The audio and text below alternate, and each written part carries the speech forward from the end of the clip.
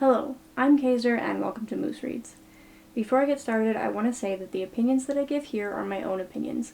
They are extremely subjective. If I dislike a book, it is not a reflection on the author, and it is not a reflection on people who do like it. Different people have different tastes, and that's okay. Today I will be doing my September wrap-up. In September, I read 7 books and DNF'd 2 books. Excluding the DNFs, these books totaled 2,703 pages, with an average of 386 pages per book and 90 pages per day. There should be chapters marked so you can easily skip around. The first book I read in September was Can't Spell Treason Without T by Rebecca Thorne. This is the first book in the Tomes and Tea series. It is a fantasy romance. The description says, all Raina and Keanth want is to open a bookshop that serves tea. Worn wooden floors, plants on every table, firelight drifting between the rafters, all complemented by love and good company. Thing is, Raina works as one of the Queen's private guards, and Keanth is the most powerful mage in existence. Leaving their lives isn't so easy. But after an assassin takes Raina hostage, she decides she's thoroughly done risking her life for a self-centered queen. Meanwhile, Keanth has been waiting for a chance to flee responsibility. All the better that her girlfriend is on board. Together, they settle in Tawny, a town nestled in the icy tundra near Dragon Country, and open the shop of their dreams.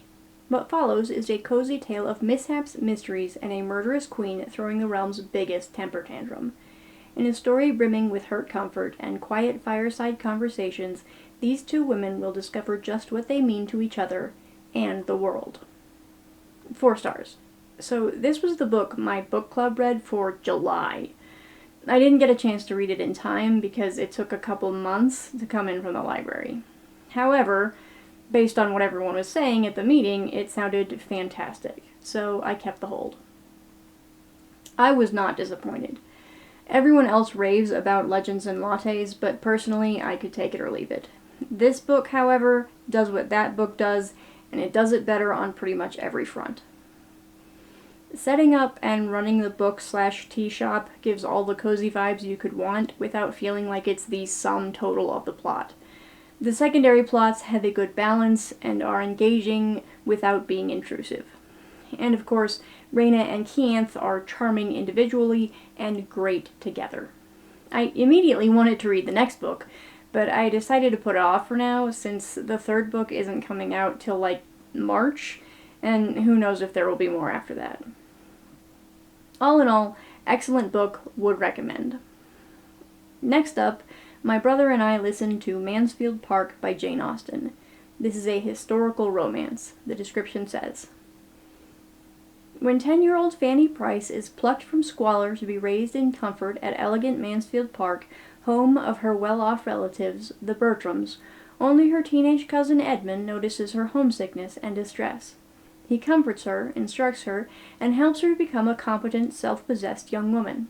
Fanny thrives as a useful and happy member of the household, while her natural feelings of gratitude and respect for Edmund grow into something deeper. But then trouble arrives at Mansfield Park.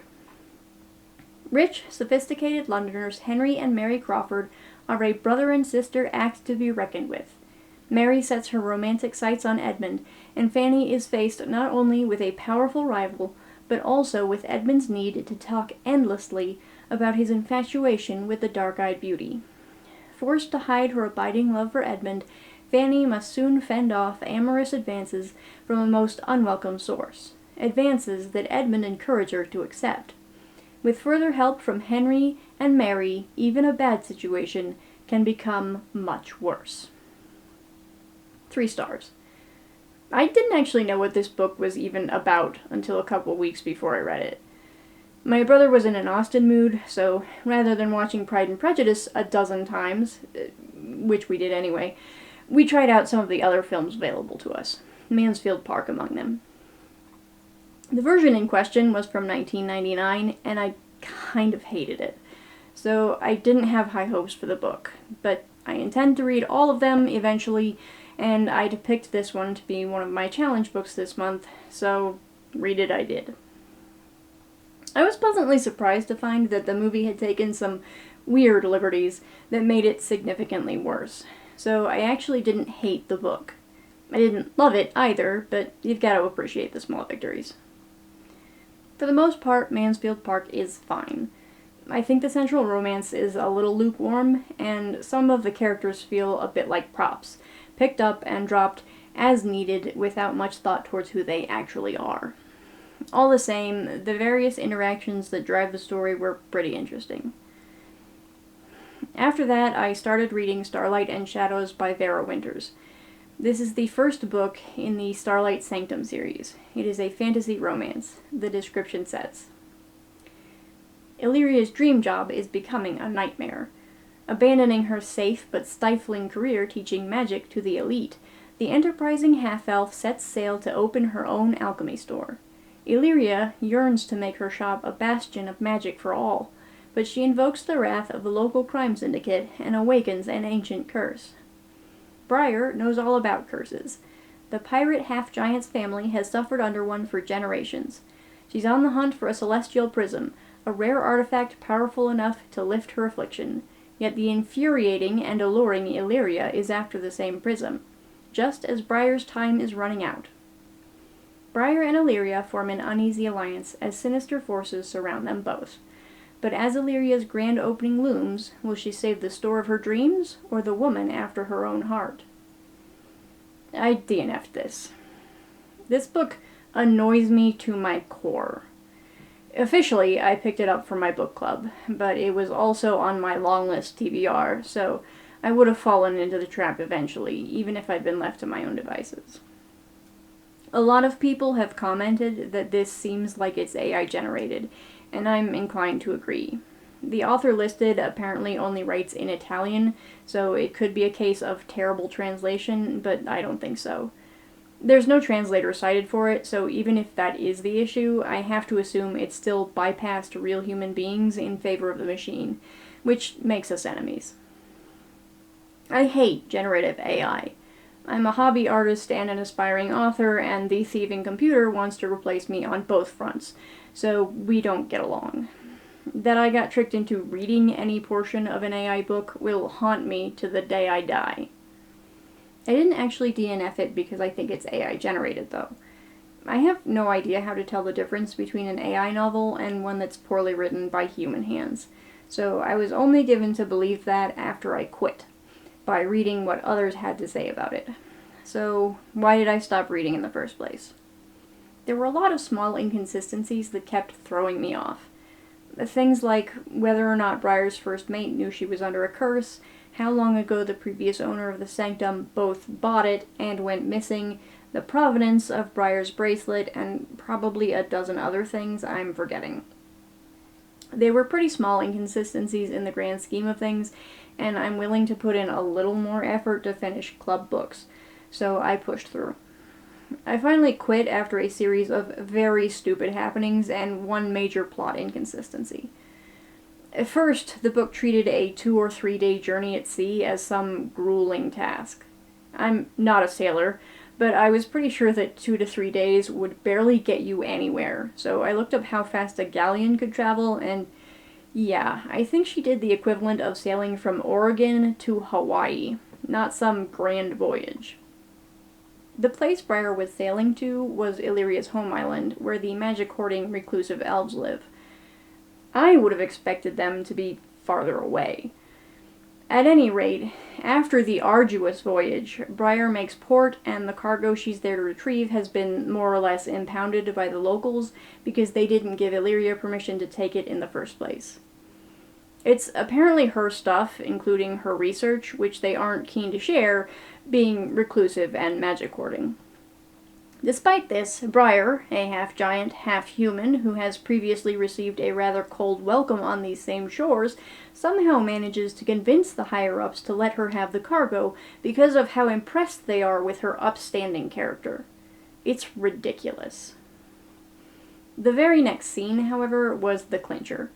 The crew is partying before they have to set sail for home, and the first mate is dancing with his boyfriend. The trouble is, the book previously established that the first mate would like to spend more time ashore at home because his boyfriend isn't part of the crew and he'd like to see him more. Suddenly he's come along, and I feel like if that was a viable option, it ought to have come up.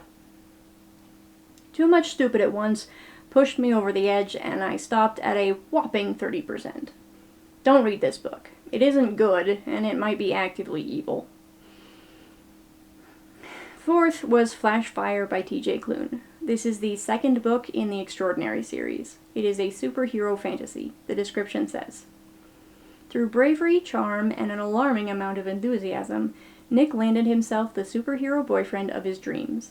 Now, instead of just writing stories about him, Nick actually gets to kiss him. On the mouth. A lot. But having a superhero boyfriend isn't everything Nick thought it would be. He's still struggling to make peace with his own lack of extraordinary powers. When new extraordinaries begin arriving in Nova City, siblings who can manipulate smoke and ice, a mysterious hero who can move objects with their mind, and a drag queen superhero with the best name and the most sequined costume anyone has ever had, it's up to Nick and his friend Seth, Gibby, and Jazz to determine who is virtuous and who is villainous. And new extraordinaries aren't the only things coming to light. Long-held secrets and neglected truths are surfacing that challenge everything Nick knows about justice, family, and being extraordinary, which is a lot to handle when Nick really just wants to finish his self-insert Bakery AU fanfic. Will it all come together in the end, or will it all go down in flames? 3 stars. Mostly this book was fine. It maintained the quality of the first book, so if you read and liked that, you'll probably like this as well. There were a couple of things about it that I didn't care for. I'm not going to look it up, but I suspect that between the first and second books, the massive nationwide push to defund the police happened, and since Nick's dad is a cop, Klune felt like he had to address it. I could be wrong. Maybe it was always in the plans, but it felt very forced pretty much every time it came up. There were also 2 twists in this book, neither of which came as any kind of surprise. The first one especially didn't, as Klune already revealed it at the end of the last book, but still treated it like a shocking revelation. Other than that, it was fine.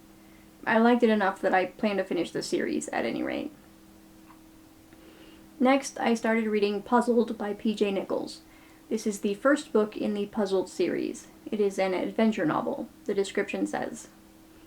Peter, an exceptionally clever junior high school kid, is pulled into an adventure where he and a few friends have to solve a series of very challenging riddles and puzzles. Peter's mind, which has an amazing talent for problem solving, is needed to save the world. This adventure sure is a big change from what Peter typically deals with in life. He gets called geek and nerd by everyone in the cool group. He tries to hide his love for learning in a hope to stick out a little less. He fantasizes about a girl who is out of his league. Peter and his friends must solve every confusing riddle and challenging puzzle they face.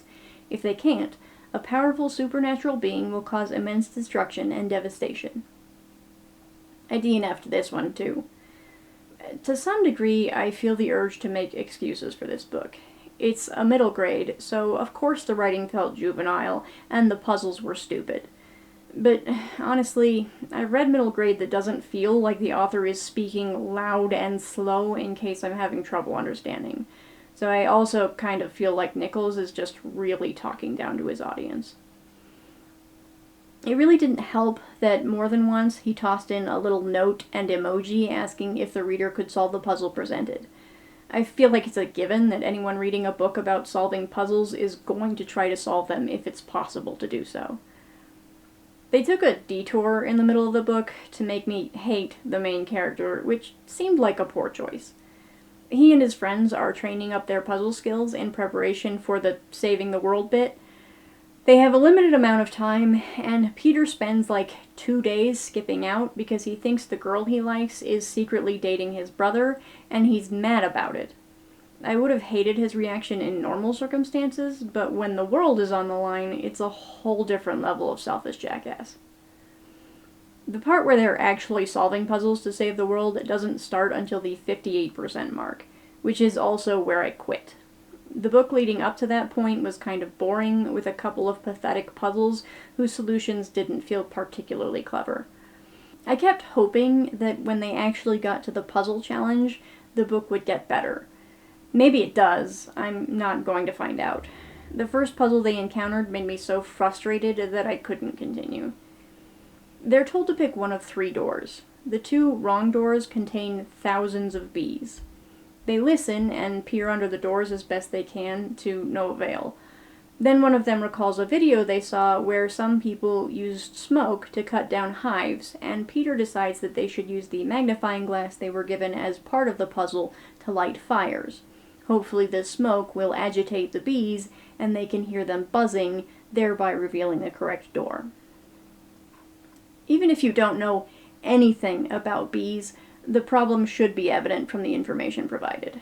See, the people use smoke when cutting down hives because it puts bees to sleep. If you're cutting down a hive, you don't want the bees to swarm. That's the whole point. I was really excited for the puzzle book. I'm so disappointed. Don't read this book. It isn't good at anything it's trying to do. I'm sure there are both better middle grade books and better puzzle books out there. Then I read The Sunbearer Trials by Aidan Thomas. This is the first book in the Sunbearer duology. It is a fantasy novel, the description says. As each new decade begins, the sun's power must be replenished so that Sol can keep traveling along the sky and keep the chaotic obsidian gods at bay. Sol selects 10 of the most worthy semidioses to compete in the Sunbearer Trials. The winner carries light and life to all the temples of Reino del Sol, but the loser has the greatest honor of all. They will be sacrificed to Sol, their body melted down to refuel the sunstones, protecting the world for another 10 years. Teo, a 17-year-old jade semidios, and the trans son of the goddess of birds, isn't worried about the trials. At least, not for himself.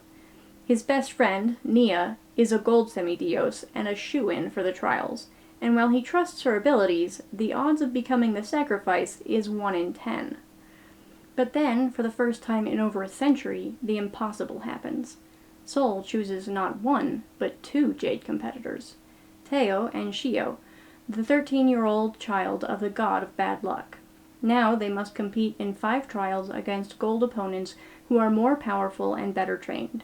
Worst of all, Teo's annoyingly handsome ex-best friend and famous semidios hero, Aurelio, is favored to win. Teo is determined to get himself and his friends through the trials unscathed, for fame, glory, and their own survival. I'm calling this 4 stars, but I'm not convinced it isn't 5. I read this for October's book club, and I'm pleased at how much I enjoyed it. I honestly don't like all that many book club picks. It's become a bit of a joke among the attendees at this point. I will say that this book is kind of predictable. As soon as I understood the basic setup of the world and the trials, I guessed it would end one of 2 ways. It did, in fact, end in the way I thought was more likely.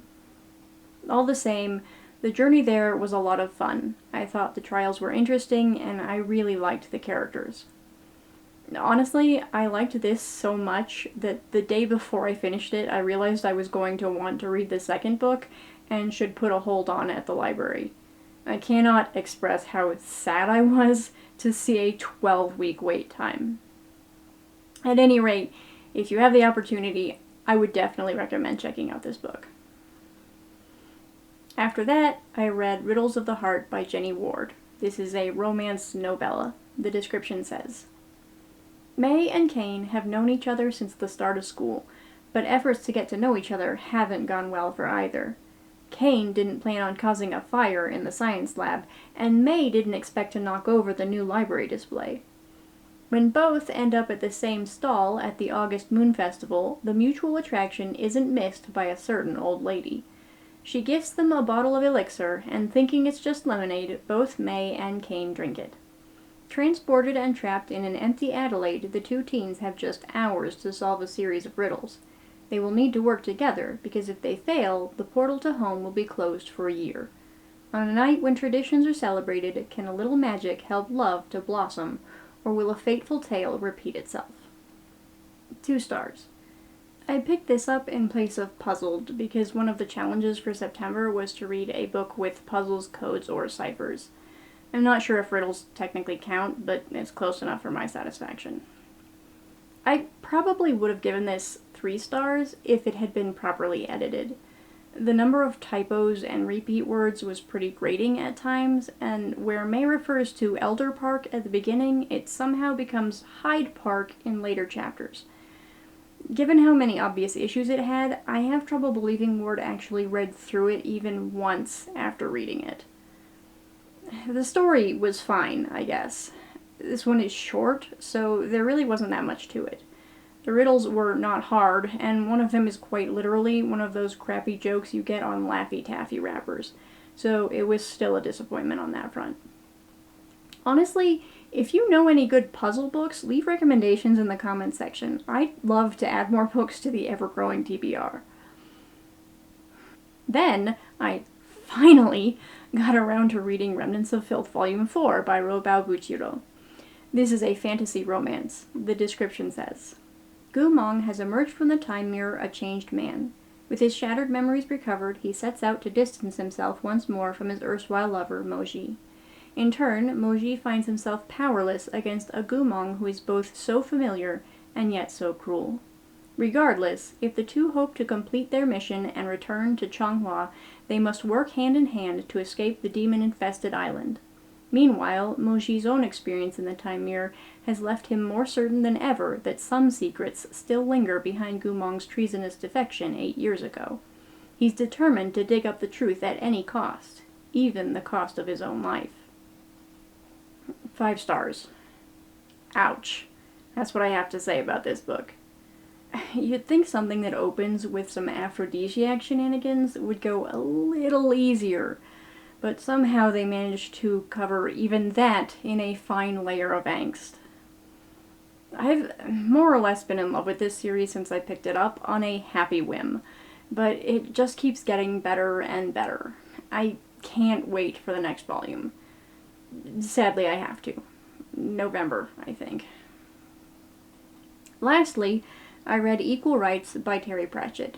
This is the 3rd book in the Discworld series, or the 1st book in the Witches portion of Discworld. This is a fantasy novel. The description says, A little knowledge is a dangerous thing, but it's not half so bad as a lot of ignorance. Everyone knows there's no such thing as a female wizard, so when a dying wizard accidentally passes on his staff of power to an 8th daughter of an 8th son, the exclusively masculine world of wizarding is thrown into a tailspin. Escarina isn't afraid of male critics, and she isn't going to relinquish this unexpected gift.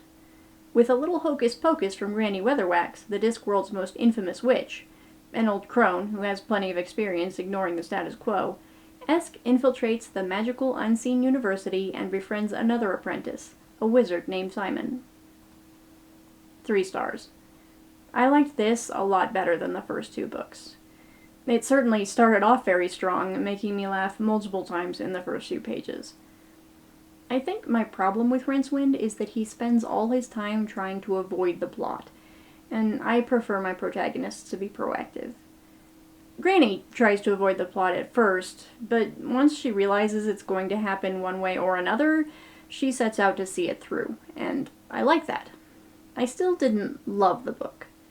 The premise seemed like it had something to say, but I didn't feel like it really said it very well. I also thought the end felt not rushed exactly. Last minute, I guess. It felt a bit last minute. The problem at the very end basically didn't exist until the 11th hour, and then it took over pretty much the entire plot, and I wish it had felt more deliberate. I also wish these books would stop throwing romances in on the sidelines. None of them are good. I don't know if Pratchett is just really bad at writing relationships, or if the ones he's done in these books are so incidental to him that he didn't bother trying. That's all the books I read in September.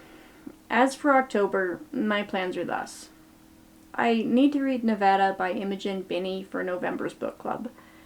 I'm going to read Mort by Terry Pratchett because I've decided to actually make efforts at getting through Discworld instead of just thinking about it. I'd say I'm going to read Sorcery as well, but it's quite a few weeks out at the library, so probably not. I'm going to finish up The Extraordinaries by listening to Heatwave by T.J. Klune with my brother. And then I have no fixed plans. I tried to figure out what books I wanted to read like I do every month, but I just couldn't decide.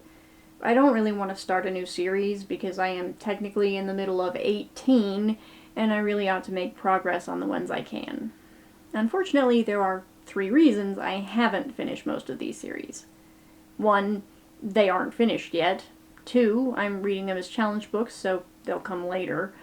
Or 3, I don't own them, so I have to rely on the library. There is, however, one exception, and it's a rather timely one at that. Resident Evil.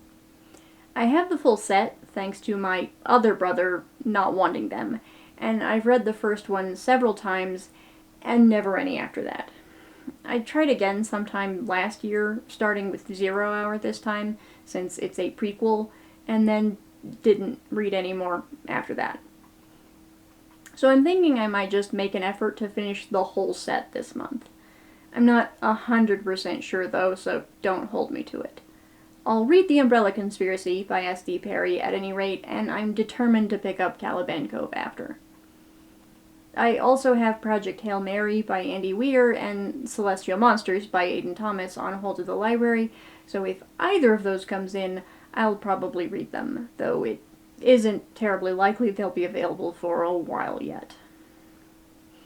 If you like this video, I hope you'll watch more in the future. Thanks for watching this one. Bye!